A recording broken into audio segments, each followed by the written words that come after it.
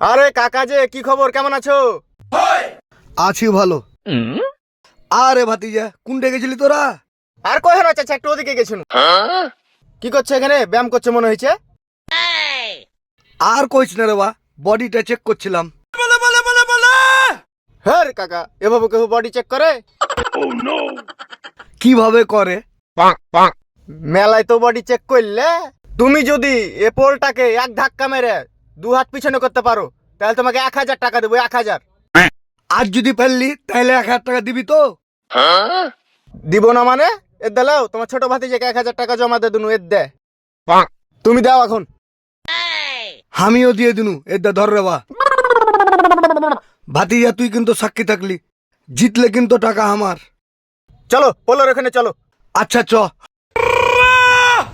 এই যে এক ধাক্কা, আর এই যে পিছনে 2 হাত। কি পান্নু?